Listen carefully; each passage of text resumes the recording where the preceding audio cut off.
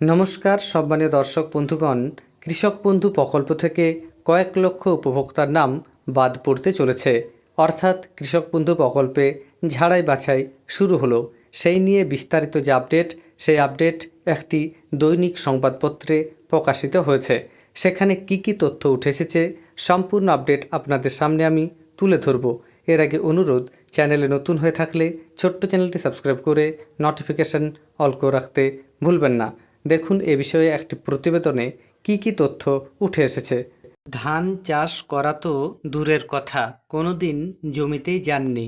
Flat কিনে শহরে বসবাস করেন। তাদের কেউ বড় ব্যবসায়ী, আবার কেউ চাকরি করেন। অথচ খাতায় কলমে তারা কৃষক।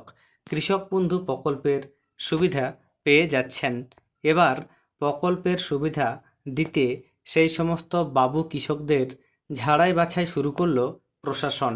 একমাত্র কৃষকরাই প্রকল্পের সুবিধা পাবেন। প্রশাসন সূত্রে জানা গিয়েছে, তৃণমূল জমানায় অনেক ভুয়ো কৃষক এই প্রকল্পের সুবিধা পেয়েছেন। এবার তাদের কপালে চিন্তার ভাঁজ পড়েছে। কয়েক লক্ষ ভুয়ো কৃষকের নাম প্রকল্প থেকে বাদ পড়তে পারে বলে আধিকারিকরা মনে করছেন। এক আধিকারিক বলেন, সরকার প্রকৃত কোনো কৃষককে বঞ্চিত করবে না। যাদের সত্যি প্রয়োজন রয়েছে তারা কৃষক বন্ধু প্রকল্পের সুবিধা পাবেন। যাদের সঙ্গে গ্রামের যোগাযোগ নেই, শুধু সরকারি প্রকল্পের সুবিধা পাওয়ার জন্যই কৃষক সেজে রয়েছেন, সরকার তাদের চিহ্নিত করবে। শুধু কৃষক বন্ধু নয়, সমস্ত প্রকল্প নিয়ে ঝাড়াই বাছাই করা হবে। উপভোক্তাদের আবেদনপত্র খতিয়ে দেখা হবে।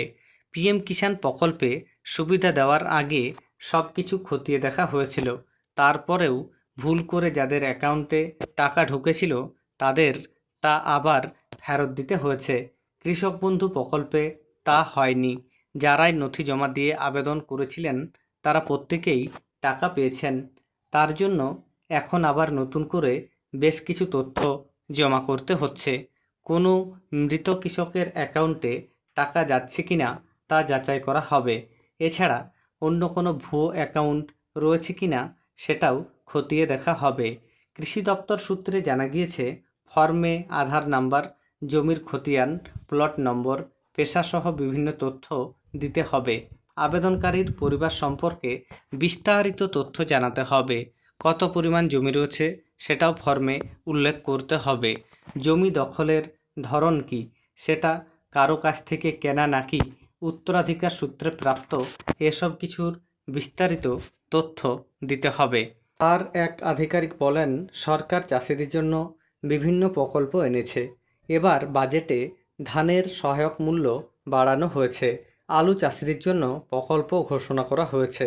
কিন্তু সরকার চাইছে একমাত্র প্রকৃত কৃষকরাই প্রকল্পগুলির সুবিধা পাক। যারা চাষের উপর নির্ভরশীল নয় বা গ্রামে থাকেনই না, তাদের টাকা দেওয়া মানে অপচয় করা। আগের জামানায় অনেক প্রকৃত কৃষক প্রকল্পের সুবিধা পাননি, কিন্তু যাদের প্রয়োজন নেই তারা টাকা পেয়েছেন। সেটা আগামী দিনে হবে না। কয়েকদিন আগে নবান্নে কৃষিমন্ত্রী দুধকুমার মণ্ডল আধিকারিকদের সঙ্গে বৈঠক করে তা স্পষ্ট করে দিয়েছেন। বলে বুঝতে পাচ্ছেন, কৃষক বন্ধু প্রকল্পে ঝাড়াই বাছাই শুরু হয়েছে। একমাত্র যোগ্য কৃষকরাই এই প্রকল্পে টাকা পাবেন এবং এই প্রতিবেদন অনুযায়ী কয়েক লক্ষ কৃষকের নাম বাদ পড়তে চলেছে। ধন্যবাদ।